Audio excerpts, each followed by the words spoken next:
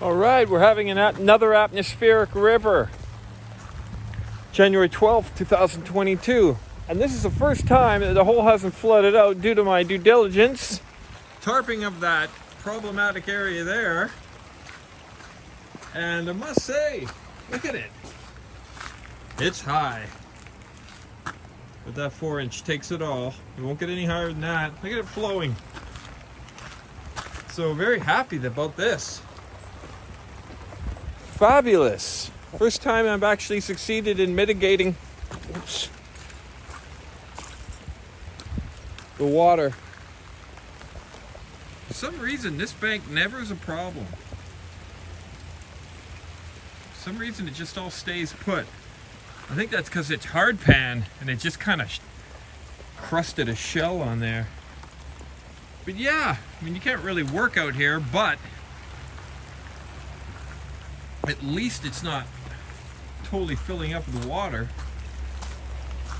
So this is about as bad as it will get. So basically, if I can survive this, we're good to go.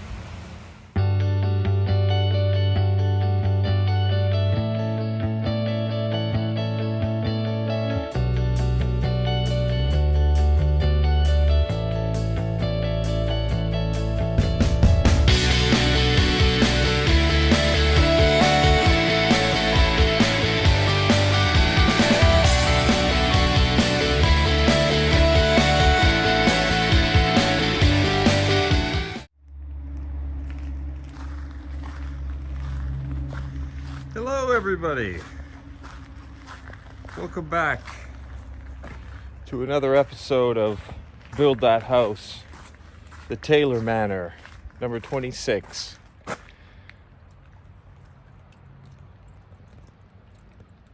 So today, actually yesterday I had a very productive day, so I should have done some filming, but I was busy working. I put all these metal stakes in that hold the form in position. And I've got a little bit of speed lapse video from that. And then as a safety measure, you put these plastic caps on. That stops for many accidents from happening, because it's a piece of steel coming out of the ground.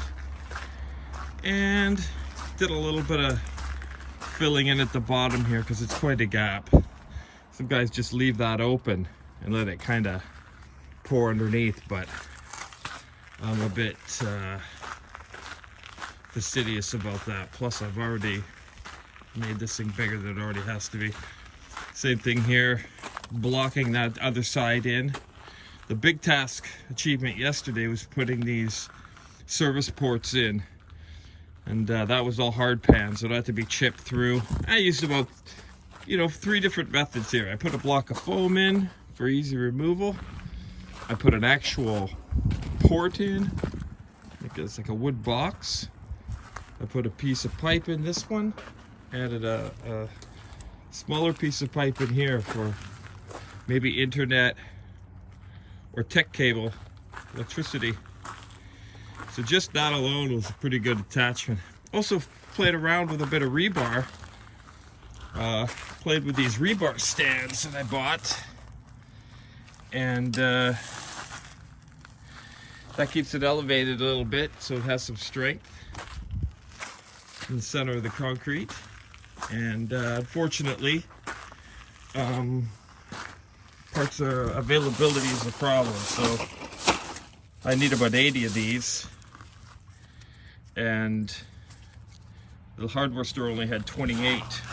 These were 44 cents, these were 66 cents, but I prefer these because they have a nail mount just to give it some more stability. It may not need that because it's such a much better designed base. Rebar clips in here. So Also looks like you could stand a piece up in the middle maybe to give it some support that way. But again, you know, materials are a problem. Right away, I'm faced with availability issues. So anyway, really happy with getting out of the mud.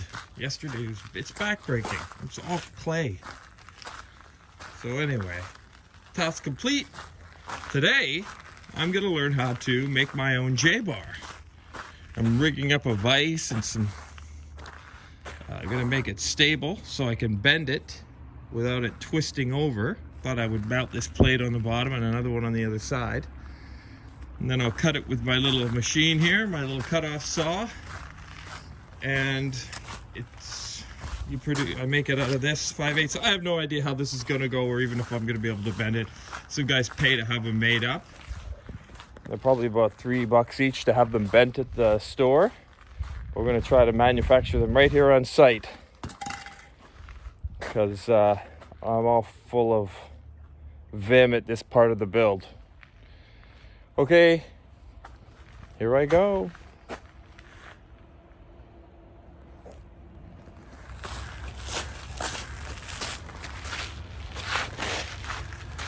Okay, so this device took me an hour to build and about an hour to master, but I can make my own J hooks now.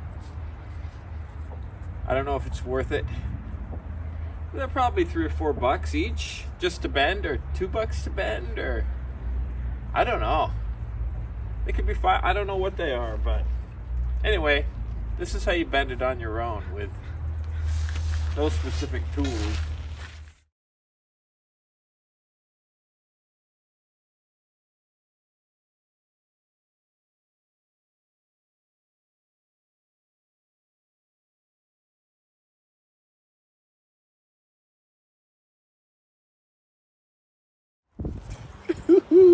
There it is.